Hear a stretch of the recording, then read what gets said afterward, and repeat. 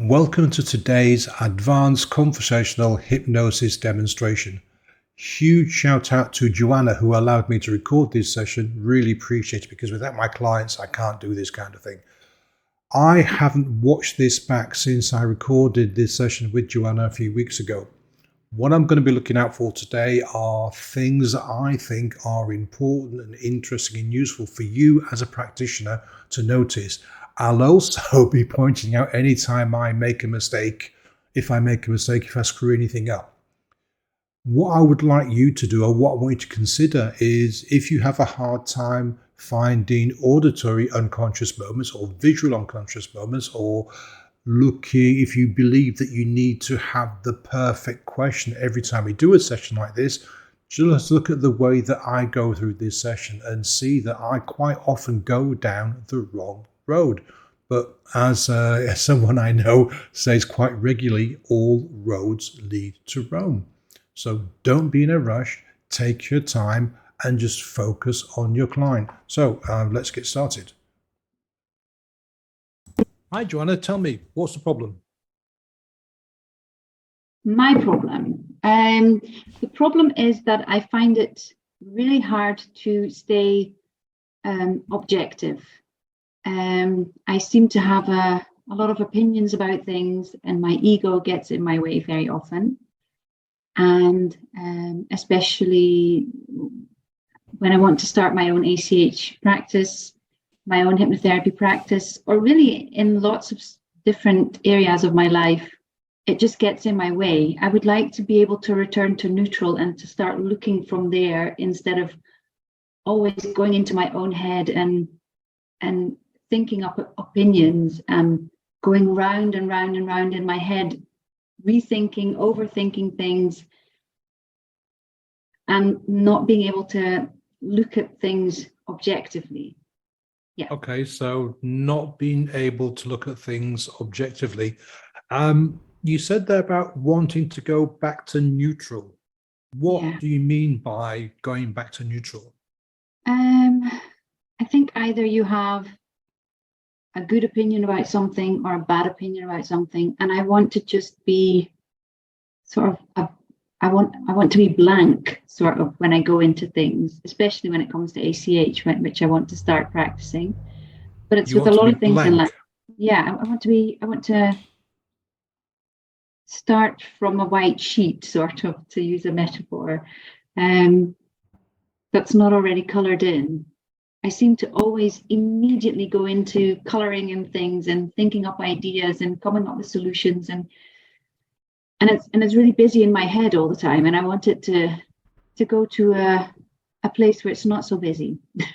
Okay, so what do you get out of coloring things in all the time and coming up with solutions? What do I get from it? That's a good question. What do I get from? What do you get from coloring things in and offering solutions all the time? So can you see here, I ask a question in relation to what the client has told me. This takes the client into an unconscious moment where she's really looking at this question, and I ask it again to kind of expand that a little bit so that it gives the client the opportunity to look a bit further, to look a bit deeper. I'm not sure if I per se get anything out of it. It's more that it's maybe something that I've gotten used to. You've gotten used to? Yeah. So have you always been this way? I don't know. Probably. I think just something that has come up in the past when I was thinking about this problem before is that I have lots of sisters, and especially my older sister. We used to share a bedroom together when we still lived with my parents, and she was very, very smart. She is very, very smart. She's a very intelligent woman, and I was always the less smart one between us. And I think maybe I was always sort of trying to compete with her in a way. That maybe, I'm not sure why that's come up, but that maybe I always try and quickly come up with something just to have something to say, so I don't look like the numpty. So you always have to have something to say so you don't look like a numpty. Yeah. I'm not sure why I'm thinking that, but I think that maybe have something to do with why I always feel that I need to have an answer for things. And I also like to help people, so I'm always trying to come up with solutions, even when they don't ask me for a solution. So yeah. So you offer solutions when nobody asks you for them. Yeah, or at least I come up with a million solutions in my head, and then sometimes I'll probably always, a lot of the time, give them solutions as well. But I'll, like, something will happen, or someone will tell me a story, and I would, I would get into my own head about millions of solutions that I have for them, and that can spin round and round and round in my mind for hours, even if the person isn't even with me anymore. Because they've moved on to another office or whatever.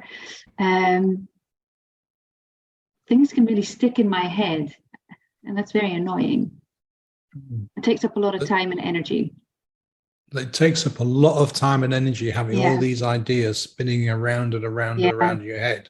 And it feels annoying. Yeah. I wish that I didn't do it because 9 out of 10 times nobody uses all the solutions that I come up with anyway. So because maybe I won't tell them, or maybe I will tell them and I'll never know the outcome. But it's just sort of a realization lately that I'm losing so much time and energy doing this, and it's not leading to anything constructive, and it just seems a waste of time. So it's a waste of time. Yeah, and energy. Yeah, a waste of time and energy. So who are you competing against today? Who are you competing against today? I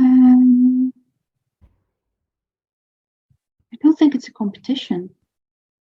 Okay, so what is it? Maybe I want people to like me. I think that has something to do with it.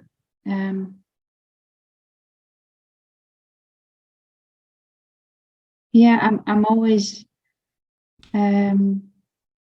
scared that people won't like me.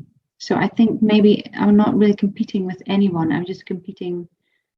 Maybe I'm not even in a competition. Maybe I'm more trying to be liked by giving good answers, or trying to look smart because I have an answer to everything.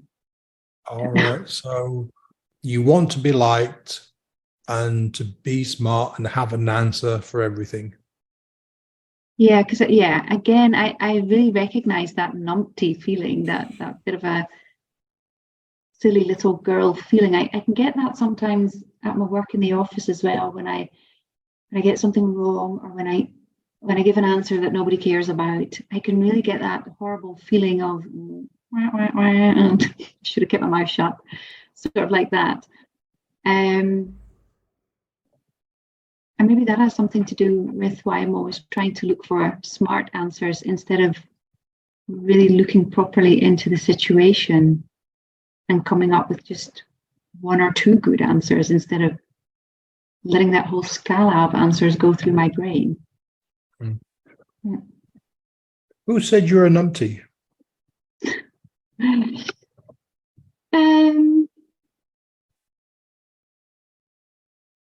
I don't know, maybe I think it has something to do with my past, but it's not really that anybody per se said it to me, but more a feeling that I got because, well, my older sister, she was a lot smarter than I am. And then my sister my younger sisters are also very, very smart, and I was always the dreamer, the one that grades were fine, but nothing special. I think it has something to do with that. We have a wonderful relationship. Let me point that out first. But there was always a sense of the smart ones and the not so smart ones. So maybe I gave myself that stamp of being a numpty. Yeah. So you called yourself a numpty? Yeah, I was never special with anything. It was always sort of in the middle. Yeah. You're a dreamer. Yeah. Yeah. Then what's numpty-ish about a dreamer? What's numpty about a dreamer? Well, she may be a bit forgetful and come up with silly romantic stories instead of accurate, usable advice. So you come up with stories. Yeah, I love coming up with stories. Yeah, have a vivid imagination, great fantasy. Right. So you have a vivid imagination and great fantasy. You love sharing stories, but you're a numpty. Well, not always, I suppose, but when it comes to trying to give my own brain some peace of mind, then I am a bit of a numpty, I think. Yeah. So you want to give your brain some peace of mind? Yeah, it needs a rest sometimes. Yeah. It needs a rest sometimes. How does that feel? To have a rest. To give your brain a rest?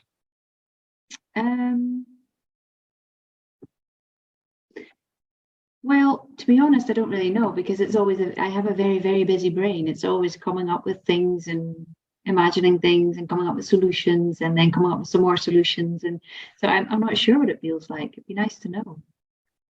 So you're always coming up with ideas and solutions? Yeah, I can't seem to I can sit still, but my brain is always on, switched on. So, I have no idea where that off switch is, and it'd be nice to find that every now and again. okay. You can't find the off switch. But tell me, what's the problem with coming up with ideas and having solutions and stories? What's wrong with that? There's not really anything wrong with it, I suppose. It's more that it becomes an inconvenience or a nuisance when I'm with clients and I want to use ACH on them, and Scott keeps telling us you need to. Or I think it was actually you that said it during one of the sessions, that you come in the door and you really leave your ego at the door. You need to leave it there, and you need to, for a session, really need to go to neutral and just focus on a client. And I'm sort of reluctant going into a conversation with a client, because I'm scared that I'll have lots of ideas and advice, and that I'll ask the wrong questions and I'll fuck up the whole ACH session. Okay, so you're reluctant to have conversations because you're scared you'll mess it up. Yeah, because I find it hard not to sort of implement my own opinion, and because I know that my wheels in my head start spinning really quickly, and that I'll sort of mix my own feelings and opinions into the conversation, whereas we're always warned not to do that. That's the one thing you really shouldn't do. Okay. Yeah. So you're worried that you're going to bring in your suggestions and thoughts and ideas and start telling the client what to do. Yeah, or maybe not even saying it, because I know that I can't say it. But that I'll ask the wrong questions, or maybe the wrong question. Yeah, that's interesting. Given what you know about ACH, how can you ask the wrong question?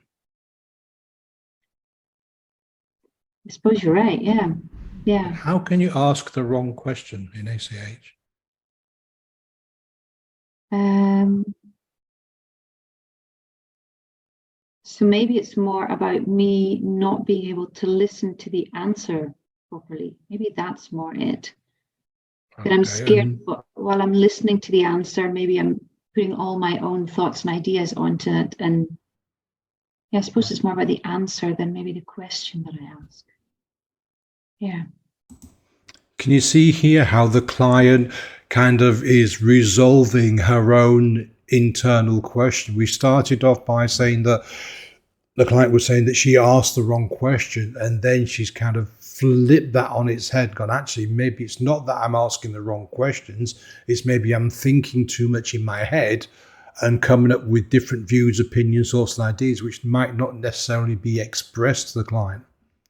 So this is a major knot that Johanna has about her reluctance to do sessions with clients, because if she feels that she's going to put her own stamp on the client rather than allowing the client to come up with their own solutions.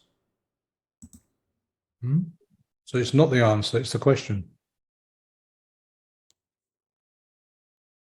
No, it's the answer that I'm maybe not listening to, because I'm always trying to put my own flavor into things. Okay, but if the client is talking, how can you put your own flavor into things? Because the information I'm receiving from the client,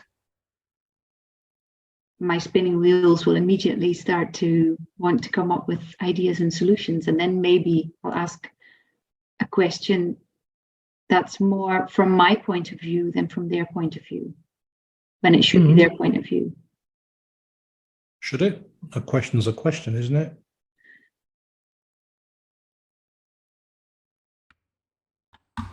Yeah, I agree. So maybe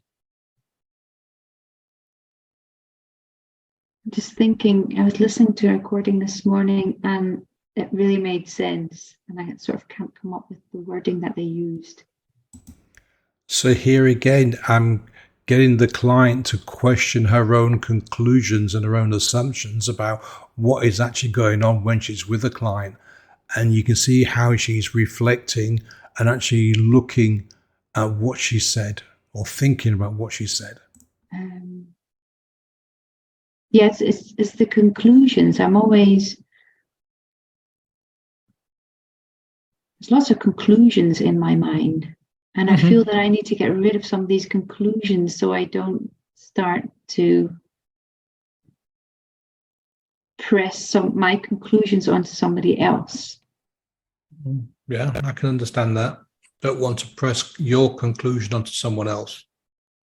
I understand that. But if you're just asking questions, how can you press conclusions onto somebody else?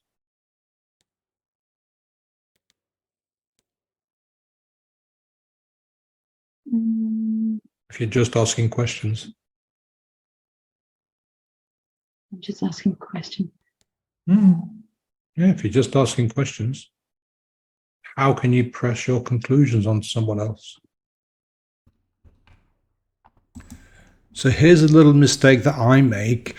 This, how can you put your conclusions on someone else? I need to be able to shorten that down, because when the client is in this situation where she's going into a UM, I need to ask, or we as therapists need to ask much shorter, much tighter questions, because the shorter the word, the least amount of words we use, the bigger the impact is going to be when the client is in this situation. So one of the things I'm working on is shortening my questions or my statements when the client's in this situation.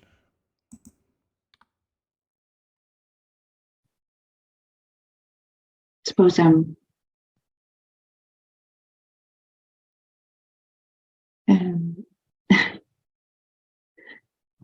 I'm confused now. That's okay. We've got the client confused.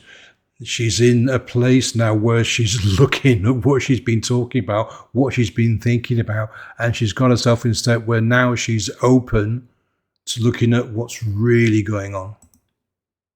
If you're just asking questions, How can you press your conclusions onto someone?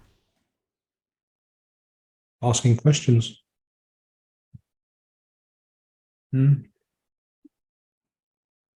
Yes, questions.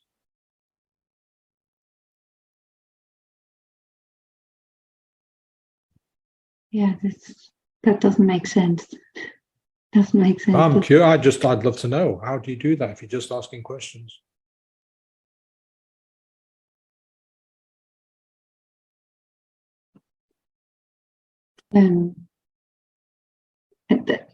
That doesn't seem possible. If I'm just asking questions, then I suppose I'm just afraid that I'm asking the wrong questions. But we also, we sort of concluded that there are no wrong questions. I suppose I'm just a bit insecure about mucking it up. Yeah, I'm just. If you're just asking questions, how can you muck it up? Maybe I'm scared to look like a numpty again. Tell me, how would you look like a numpty if you're just asking questions? I don't know. It's as if I'm trying to prove something to someone. You're trying to prove something. Yeah, and I have no idea to whom I'm trying to prove something. What are you trying to prove?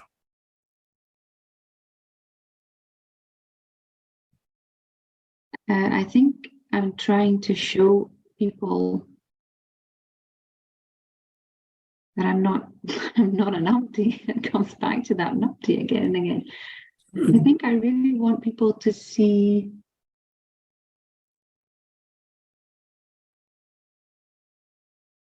I just want to stop feeling stupid. You want to stop feeling stupid. It's as if I'm trying to prove to people that I'm a capable person. Yeah. You're trying to prove to people that you are a capable person. So, who in your mind is telling you that you're incapable?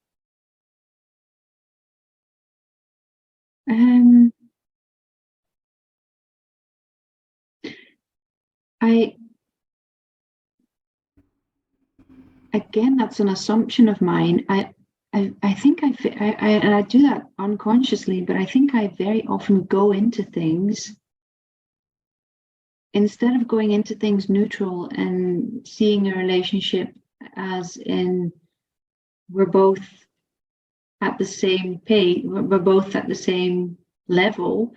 I always feel like I'm a level beneath people, even when I'm in the car and you're at a traffic sign and you'll have a green light and I'll feel really stupid trying to be quicker than the person next to me. So I'll sort of slow down just because I'm scared that they'll find me stupid. I don't know.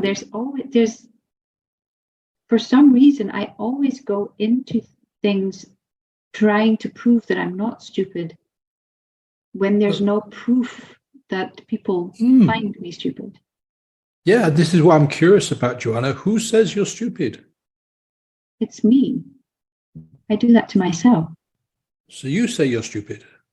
I think I always put myself beneath people. So, I have no idea why I do it, but I always. I don't know. What possible benefit could you get when you're sitting at traffic lights and letting the other person go first? What possible benefit could that have in the stupidity stakes?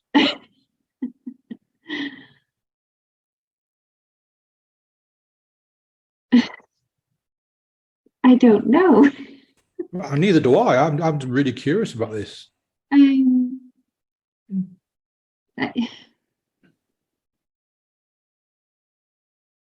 Maybe it's not so much about me, but more about, well, it's always about me at the end of the day, I suppose, but maybe it's also about me wanting to make other people feel better about themselves. You want to make other people feel better at themselves. Yeah. Everybody. Yeah. Very So often. all 8 billion people on this planet, Oh. it's your responsibility to make them feel better at themselves. That's what Fortunately you just not. said. You just said that. Yeah. How can you do that? Make all these people feel better at themselves. I just hate being made to feel stupid. So I'm always trying to sort of duck so that other people don't feel stupid because of me. It doesn't make sense. I'm really confused now. So you're the one that's making you feel stupid. You don't want to be made to feel stupid. You don't want other people to feel stupid. This is really sad. Oh no, sad's not the word. It's like odd. It's odd. I know I'm a bit weird. Yeah, well, it's very weird. Yeah, I mean, look. So why do you need to feel stupid?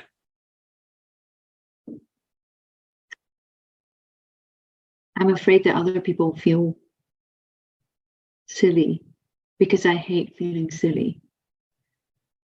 And then I sort of...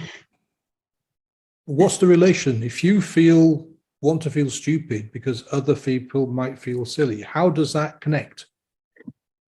I'm lost, How does you feeling stupid help other people not feel silly?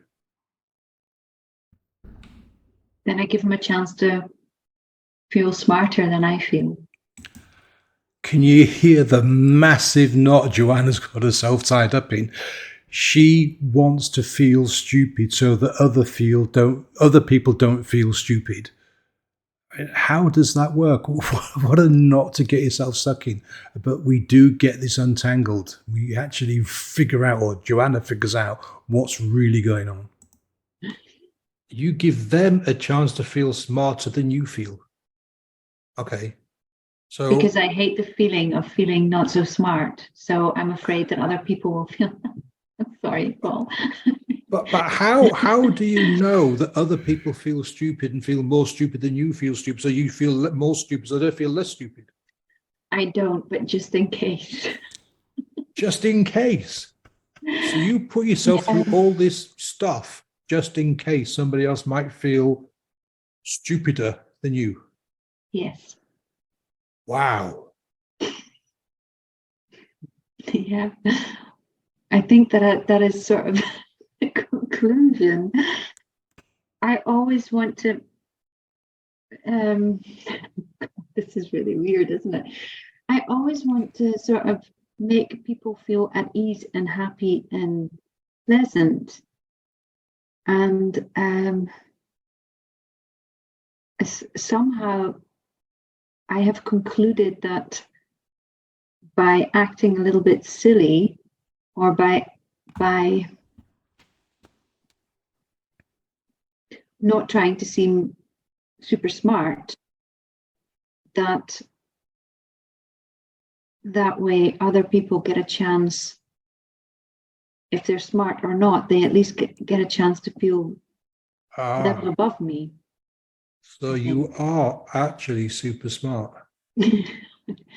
No, I don't mean to say that. That's what you just said. I don't want to appear super smart, so blah, blah, blah. I don't want people to think that I want to appear like that. Confusing, aren't I? Sorry. So you don't want other people to think that you appear to be smarter than them. Yeah, I think so. Think so. Yeah. So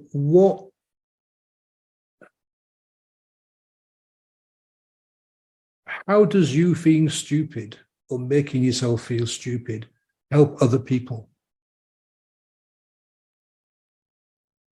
They don't have to feel that. How do you know they feel whatever?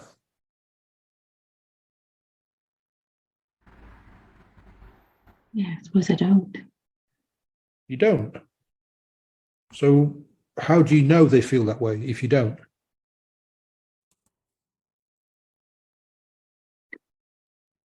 just sort of a chance I take. Yeah. You're right. I don't know that. Yeah. But you still take the chance by making yourself feel stupid just in case Yeah. this person might feel inferior to you in some way. I would hate for people to think that I put myself above them or that I feel superior to them. I think maybe that's in a really roundabout way what I'm trying to say. So you don't want people to think that you are superior to them. Yeah. Because I hate that feeling myself. Oh, you hate that feeling. You hate other people being superior to you. I hate when they talk down. Yeah. Oh, you hate it when people talk down to you. Yeah.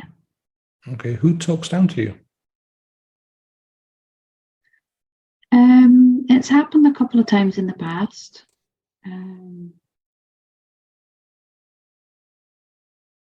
Yeah, there's different people who've done that in my private life as well as in my job. Yeah.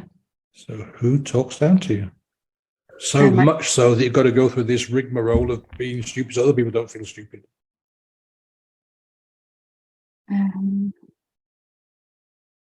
Well, it used to happen, not anymore. The relationships that I used to have with some of my family members, they sometimes were a bit like that, but they're completely different now. But it did happen. And then more recently, my boss, she was pretty horrible often. It got me into a lot of horrible situations. So, did you see Johanna's eyes change in an instant when she mentioned her boss and was actually went back in her mind to some event, some memory that was quite unpleasant? She kind of raised her eyes and looked down to across to one side. You might want to just rewind a few seconds to catch that. but she didn't initiate it. It's from, I think it's really from my childhood somewhere. Okay. Yeah. So people talk down to you, and you now have to spend your life making sure that other people don't feel like they're inferior.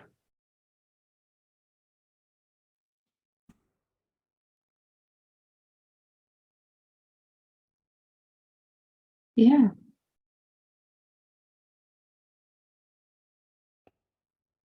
I think that is sort of what it comes down to. That's how I feel, and it also, I think, keeps me away from situations where when I do give people advice or when I do try and say something that I sort of don't run the risk of saying something stupid. You don't want the risk of saying something stupid. Yeah. How do you know that you will say something stupid? I don't, but I just don't. I always feel scared, and I think that's why. I think that's probably one of the reasons why I overthink things so much. What are you really scared of, Johanna? What are you really scared of?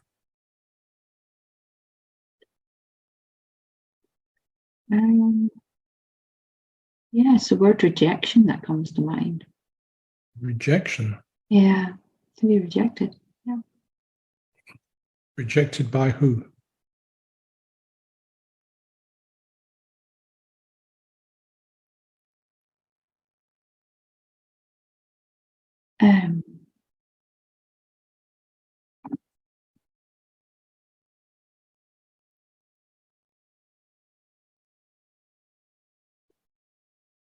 Really, Rejection.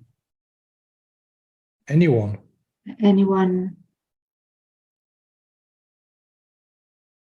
That I want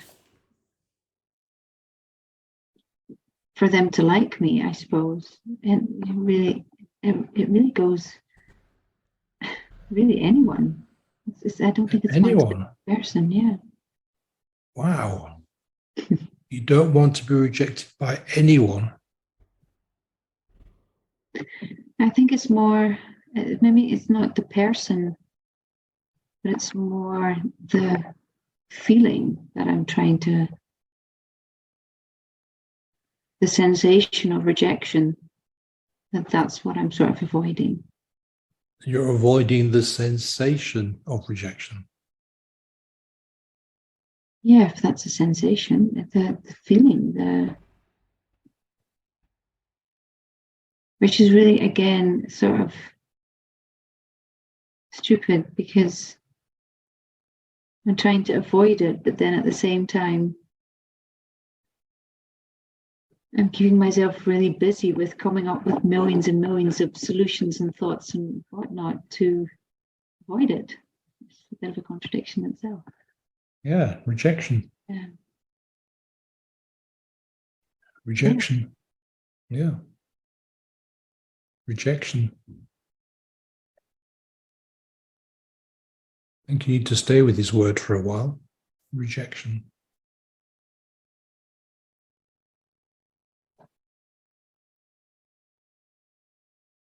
Yeah. Rejection.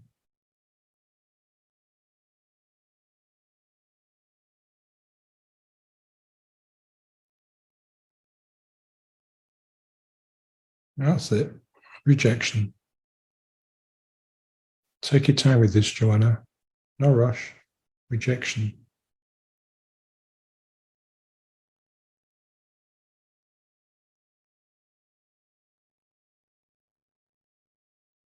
That's it. All the way. Rejection.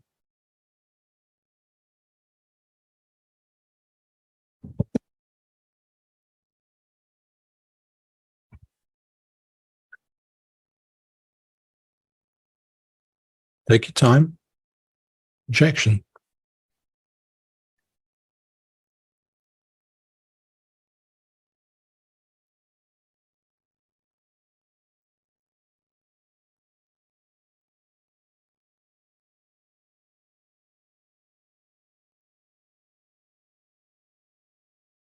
Yeah. Rejection.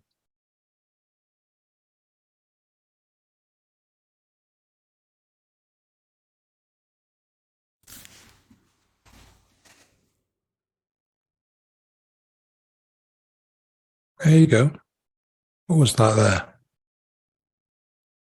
Don't know. It's okay. So it's not even rejection. It's the suggestion of rejection that scares you.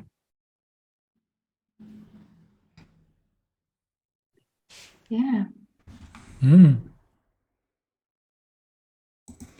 The word that Johanna used was sensation of rejection. And I obviously didn't recall that, so I used a different word, but it didn't matter. We got where we needed to be.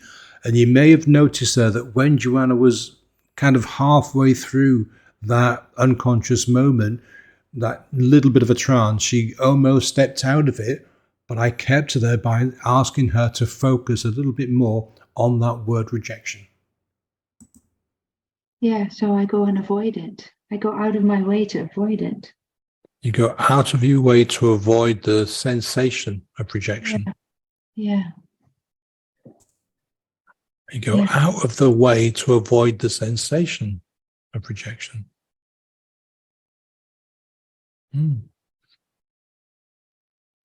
Yeah. Yeah, sensation.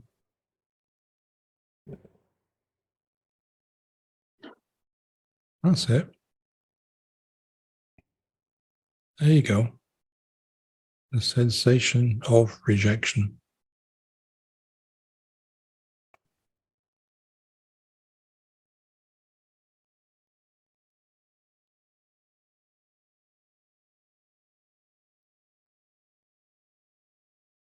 That's it.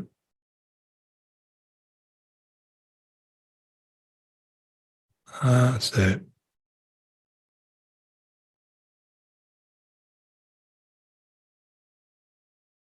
There we go.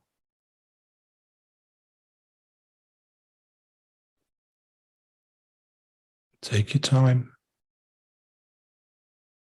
You got this. Sensation of rejection.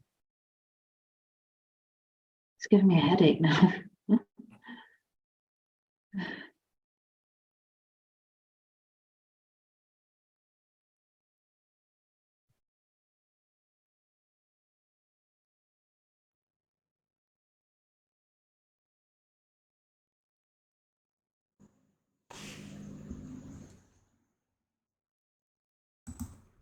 So I was able to recall the phrase sensation of rejection, and it was the phrase that Johanna wanted or needed to hear that sent her into this trance. Also note that she mentioned that it was giving her a headache, but I didn't respond to it because I wanted her to stay in this place that she found herself.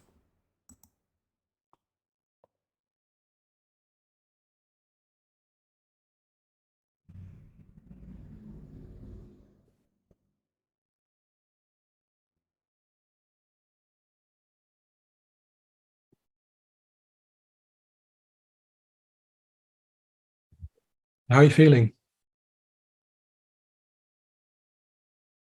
A bit sad. It's sad. Yeah. Okay. What are you sad about?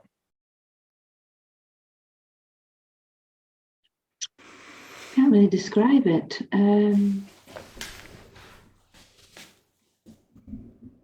What does it feel like then? Sort of like a waste of time.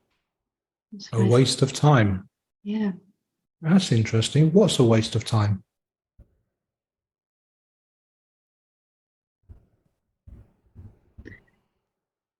All the overthinking. Overthinking. Yeah, I could have done so many other things with that time. Yeah. Overthinking. Waste of time.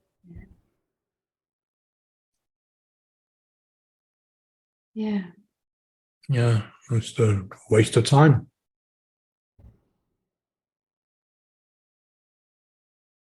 Yeah. Yeah. It's a waste of time.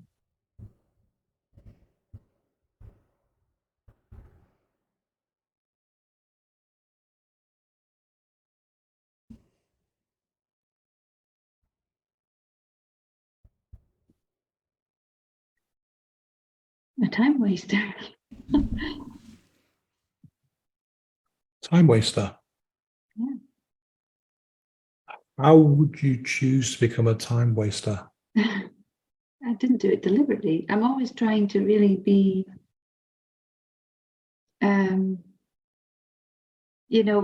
with having 3 young children, and you're always trying to get it right, timing wise, and can be really hard. And now just realize that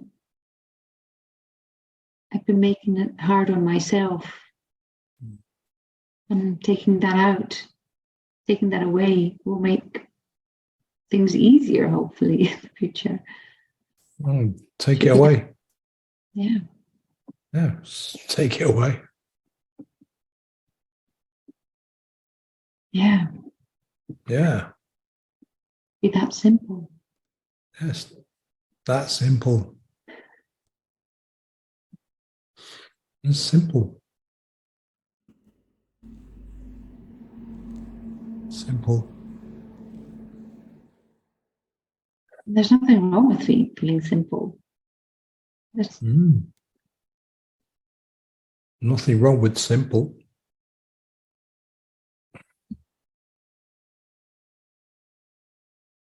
I make things so complicated, and it's just it can be simple.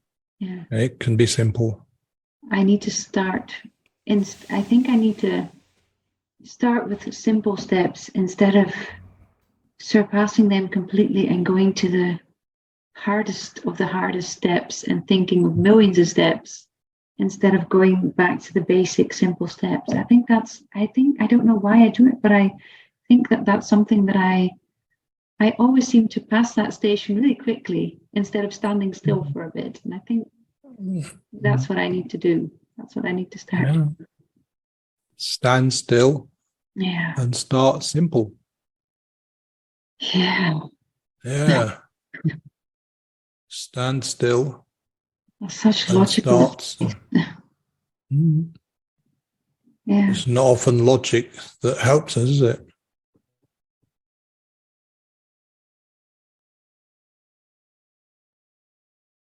Doesn't take a smart person to come up with that, though. I don't know. No, me neither. Lots of smart people keep things simple. I need to keep things more simple. I complicate them. Yeah. Keep it simple. Yeah. Simple. Yeah. Yes. That's it. Yeah. Simple. Yeah. Definitely.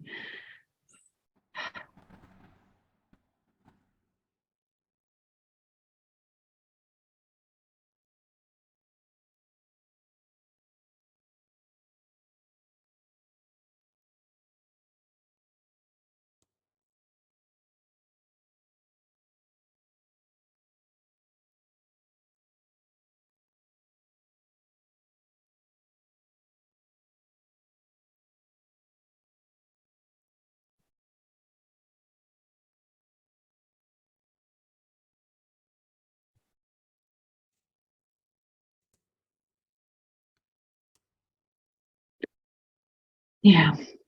I've wasted an awful lot of time not keeping things more simple. That's okay. That's okay. At some point. Yeah. We all learn from the stuff, don't we? Yeah. True. As long as we learn, it's not really an issue. Yeah. Just Yeah. keep it simple. I love learning, so never too old to learn. Never too old to learn. If you keep it simple. Yeah. Take smaller steps. Yeah. Small steps, keep it simple. Yeah. You're never too old to learn. Yeah. Yeah. Why the hell would you overcomplicate stuff? You can keep it simple.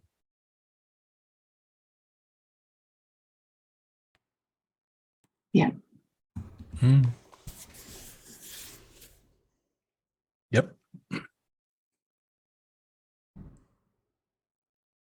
Just keep it simple.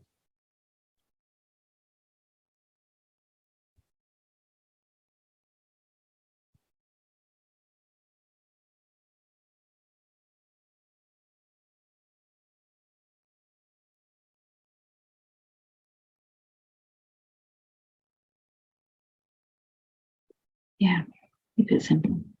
Yeah. Keep it simple. So how are you feeling?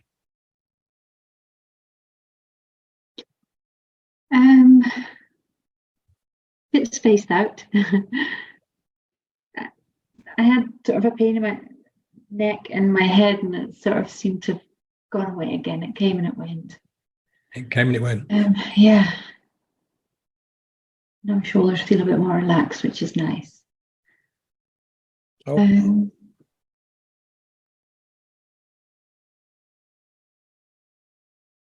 I was trying to sort of go into, so what can I keep simple? And there's just nothing coming up.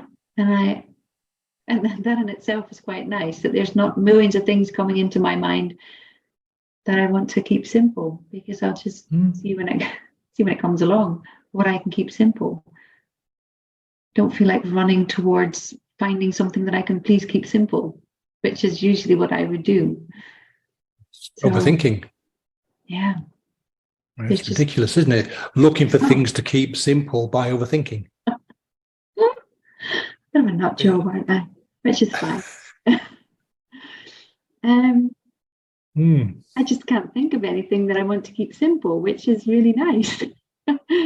Yeah. Have an empty brain. Oh, let me ask you a question. Is that because everything is simple, pretty much? When you break it down and you take small steps? Yeah, unless you complicate things, but then you're taking too, then the steps are too big. So we need to keep Yeah, them small. small Yeah, steps. yeah, So, Johanna, what's the yeah. problem? No idea what did we start off with? Um, I can't remember what we started off with. Does it matter? No, probably not. Um, um, So, I know, bother I know, taking I big know. steps. Yeah, small steps. How do you feel about seeing clients now? Um,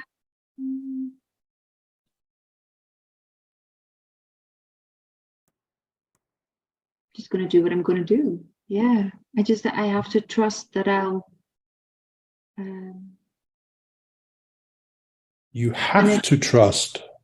have to, That's interesting. I, I think I want to. I think I do trust myself to just ask questions and see where it goes, and Mm, to not just trying to word it right. But I feel a bit spaced out still. that's Um, okay. But you said, I think at the start of that. I think I trust myself to.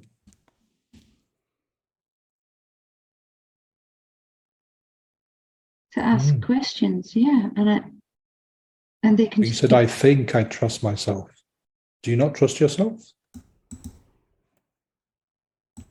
So what I'm doing here is this is the testing phase.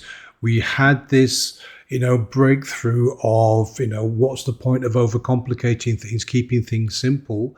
But now I want to make sure there are no knots. There's nothing that can bring Johanna back to overcomplicating things and to these feelings of, being stupid, not wanting to do meetings and sessions with clients, all that kind of thing. So this is why I'm being very careful to listen to what Joanna's saying. And as I just said there, she said, I think, or I'm thinking. And when a client says that, it's like but or should or thinking. This means that there's potentially another knot that we need to get rid of before we finished our work with the client.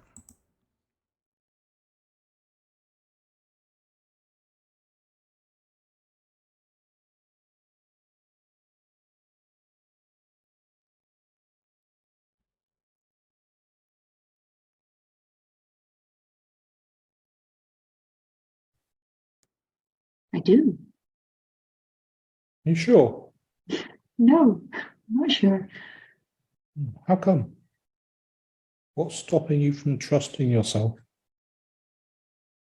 Because I can have mood swings and I'll never know when they come up. You can have mood swings. You're human, aren't you? Yes. Yeah. Most of us have mood swings, don't we? In some way, shape, or form. Yeah, but I can never think of how I'm going to react before it happens. You're never going to think how you're going to react. I thought you were going to take small steps and keep things simple. So why do you have to think about how you're going to react if you have a mood swing?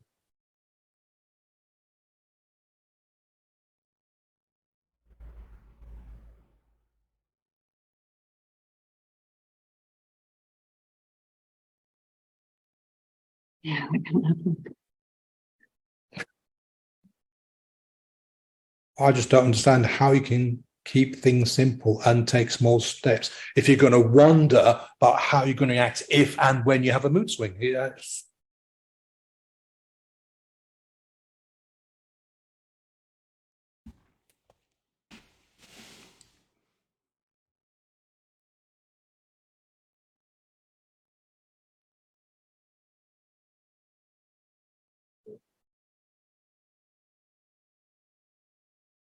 No, it doesn't make sense, does it? Not to me, no. No, it doesn't make sense to me either.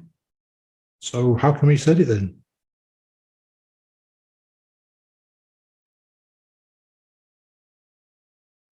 suppose it annoys me.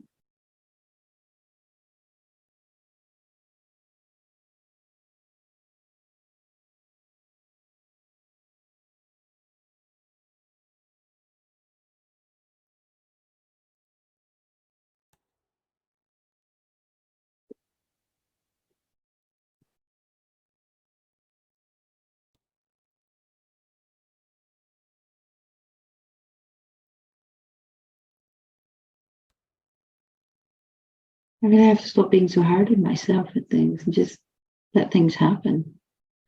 Ah, you're going to have to stop being so hard on yourself. Yeah. Yeah, I get that. Stop being hard on yourself. Yeah, I'm my own worst critic. Yes. Stop criticizing yourself. Yeah. Mm. And because The I always critic. assume other people assume, which is just stupid. Those conclusion things again you were talking about. Yeah.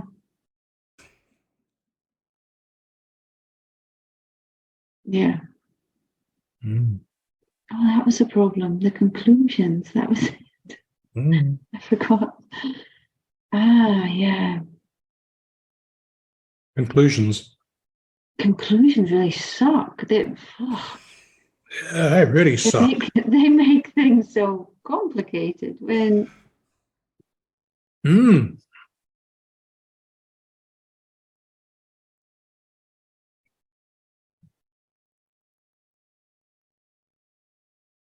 wouldn't life be nice without conclusions? No, it can't be completely without conclusions.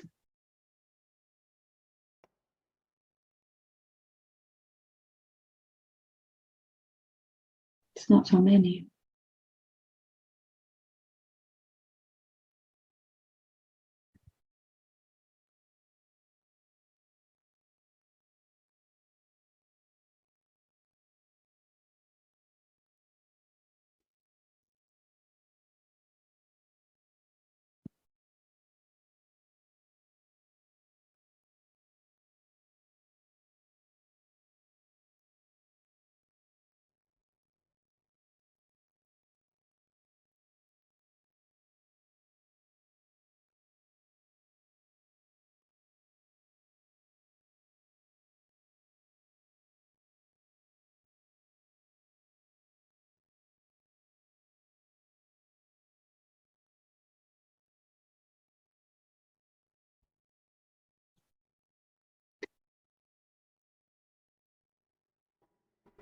I need to take some pressure off myself. Just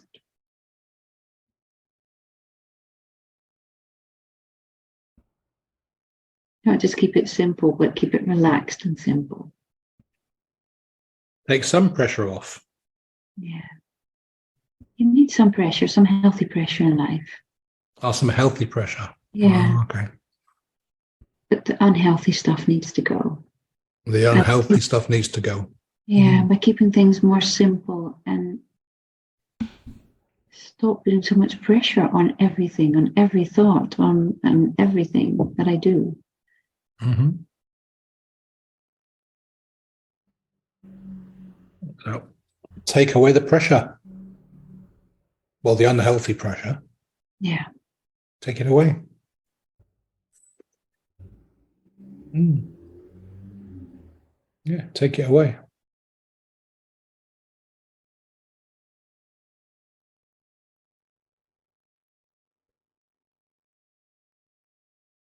Yeah, just take it away.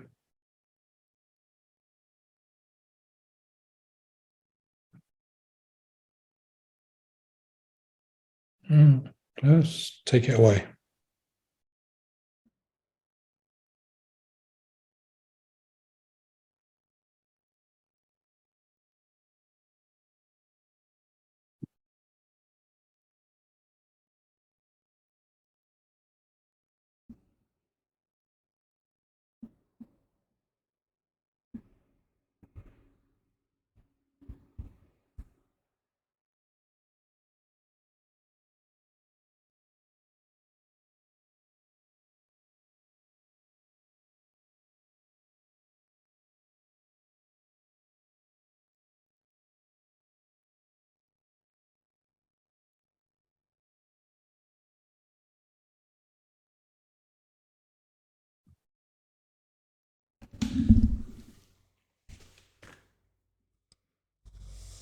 Yeah.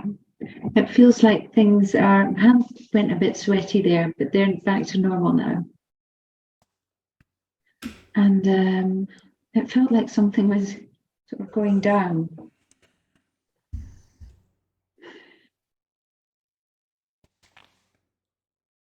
As if pressure was going sort of down. Yeah, that's nice. The pressure's gone. The pressure's gone. I think so. The unhealthy stuff.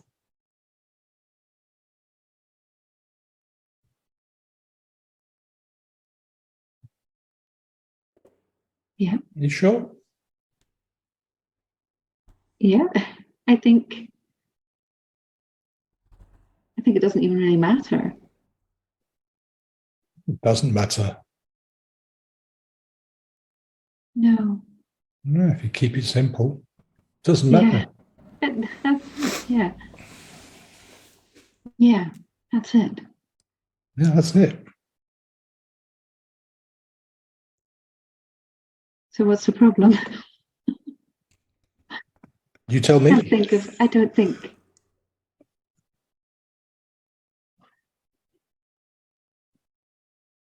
I need to start taking baby steps, which is really nice, which is a Yeah. really nice thought. Baby steps. Yeah. Baby steps. Yeah. Baby steps. Yeah. We all need Baby to. steps. Baby steps are good steps. Baby steps are good steps. Yeah. Yeah. The baby steps in ACH are great. Yeah.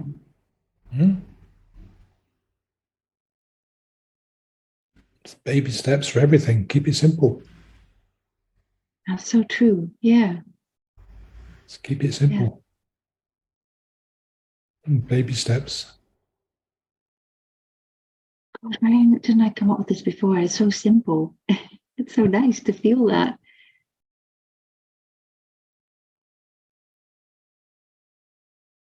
Yeah. Baby steps. Baby steps. Yeah. Yeah. Baby steps. Yes. Baby steps. I can do that. Definitely. You can do that. Looking forward to doing that. Yeah. Yeah. So,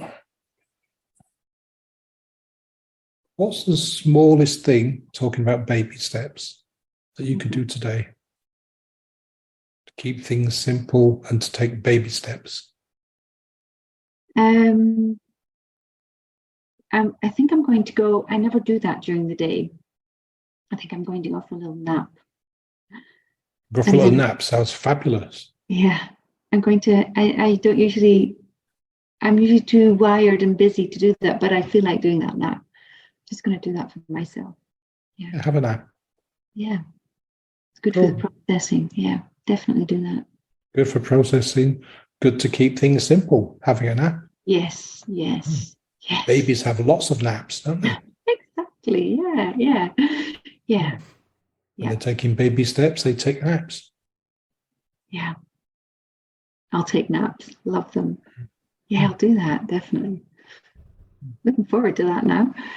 Yeah. Keeping things simple, taking baby steps. So is there anything at all, Johanna, that can stop you from keeping things simple and taking baby steps?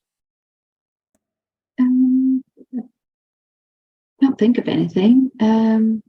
It's up to how am I going to know? Yeah, I know it's up to you, but how am I going to know? You could just be saying this to make me feel good. You like to make people feel good. So how am I going to know? I just usually I would have about 10 answers popping up in my head. There's nothing popping up. There's nothing. No. Fabulous. Yeah. There's nothing. You're going to take a nap. Yeah. I'm going to take a nap, and then hopefully there's still nothing after that, because I like the nothingness. Good. Nothing. Nice. Yeah. Gives you space. Yeah. Oh, I like that space. Oh, I should have done this years before. Yeah, it's good to have some space. Space is good. Yeah. Yeah, it gives you room to take small steps. There's baby steps. Yeah. Yeah. So, is there anything else that we need to deal with to make sure you keep things simple and take baby steps? Nothing's popping up. Hey, It feels like sort of freedom. I can't think of freedom. it. Yeah. Oh, freedom, great. Yeah. Yeah. I like freedom. Freedom's cool. Yeah, me too. It's very liberating to not have millions of thoughts popping up. There's nothing popping up. Well, I'm surprised there. Very nice. That's great. Yeah. You've done really, really well today. You've done excellent. Thank you. So have you. Thank you very much. My pleasure. So, what time is it? I hope you found some interesting points during this demonstration with Johanna. One really important thing I'd like to note is there was no massive aha moment. There was no ginormous hallelujah moment. It was very gentle. It was very subtle. And it came down to being an issue of not having a brain full of things, overthinking and talking about taking baby steps. That's what it was. And we had, the testing phase at the end. There were 3 or 4 different knots that we had to unwind before I felt we'd kind of completed what we needed to do.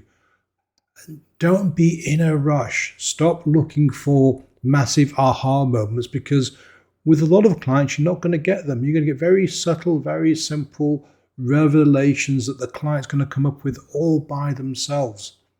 Now, I didn't talk about baby steps. I didn't talk about overwhelm. I didn't talk about having to clear this space in her mind. Johanna, our client, came up with all these things herself. It's so important to give your client the time and the space to find their own solutions.